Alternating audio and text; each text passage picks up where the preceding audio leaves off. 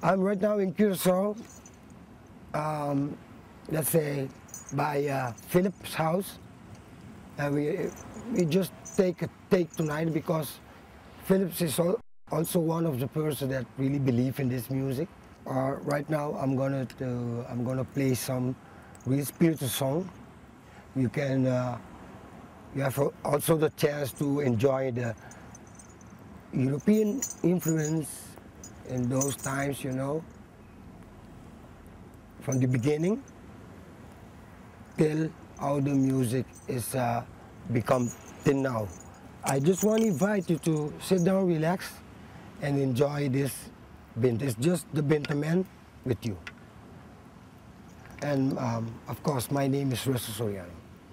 Okay, this is real spiritual message. Take it from your heart.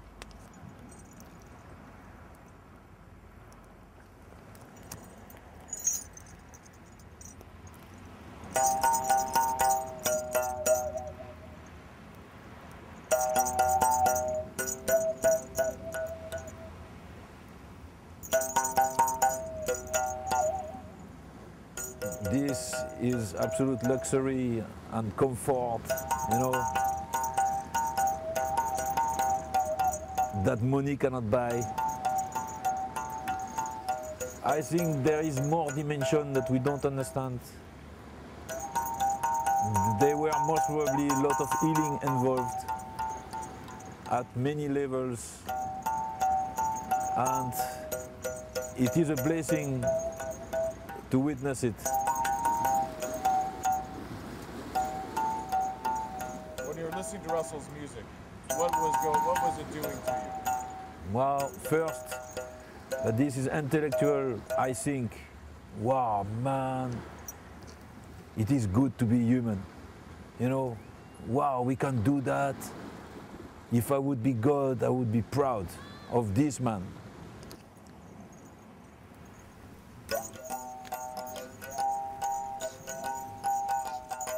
The benta is an ancient slave musical instrument whose origins date back as early as the 18th century. Although the instrument is indigenous to the Antilles, its roots lay somewhere between Central Africa and the Caribbean. The benta has played a vital spiritual and creative role in Antillean cultural history. But significantly, it was always considered an instrument of defiance. The Dutch slave masters were suspicious of the instrument's eerie tonality and did all they could to ban its use. It was used as a kind of aboriginal and musical Morse code, akin to the African talking drum. Its use enabled slaves to communicate amongst themselves without their overlord's knowledge.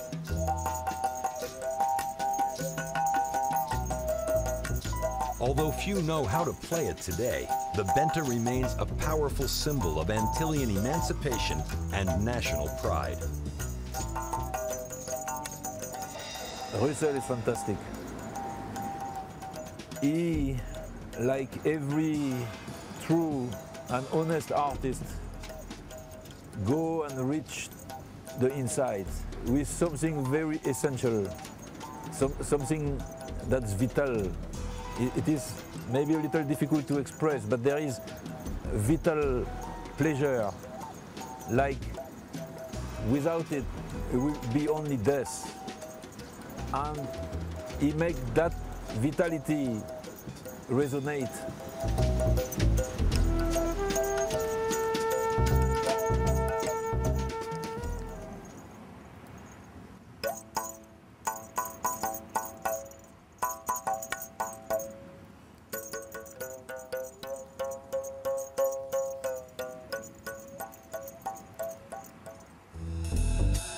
I believe to become rich, there are two steps necessary.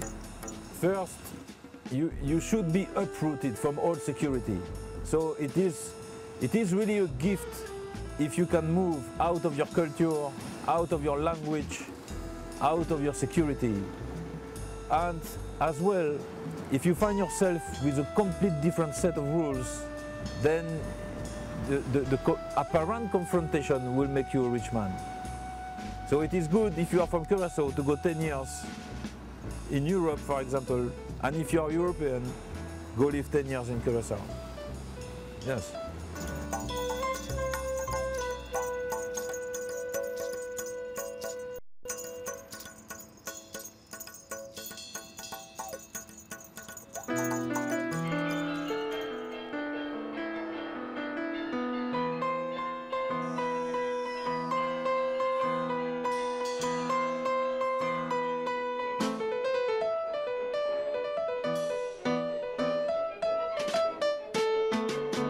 After a few years living and working in Brazil and Rio de Janeiro, I immigrated to Holland.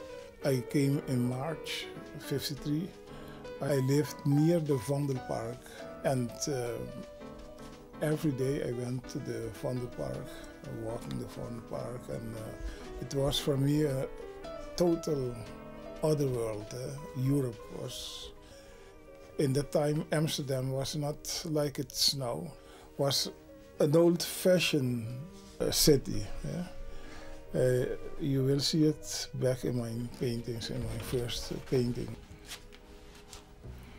This is for me a very important painting because it is my arrival in Holland, and this tree represents the Vondelpark, and in March when I came here it was very dark and rainy, and this is the symbol of the rainy atmosphere in Holland. But here you will see the birds and all those, the nature in the Vondelpark, and in Holland on the other side the green parts represent the green landscape in Holland. And in Amsterdam I went to the school for painting, and decorations. After I finished that courses, I went to the school for graphic arts. '68 I was married, and we went back to Curaçao. We came in a country with a lot of social problems. By the mid-60s, the prosperity that came with Royal Dutch Shell's petroleum refinery had a mixed impact on the people of Curaçao. Although petrodollars meant jobs for the island's population, more often foreign workers were brought in rather than employing locals. As profits were rarely used to uplift the masses, social eruptions have been inevitable. Slavery had only been abolished for barely a century before a new institution of economic disparity would replace it: oil. The problem is an historical colonial problem, because the Dutch in the past who colonized the islands, they were not interested in culture. They were interested in business, in economics. And later on, the Curaçao intellectuals who came here to study, they gave them here in Holland, in the structure, the same way of thinking. Now our politicians still have that way of thinking. They think only in business and in social problems, but not in cultural education. You see, that's a very difficult problem. Jose Capricorn returned to Curaçao to teach art in 1968. He wanted to be a part of the new Antillean social consciousness movement. During this time, he met a Dutch art teacher named Irene van Herksen, and they began a lifelong arts education collaboration. Irene came as a young teacher, and she was very interesting to teach young people in Curaçao, teach art, you know. But she was very, how they call it in English, like idealistic, you know. She was very idealistic. That means that you have love for your own work and for others.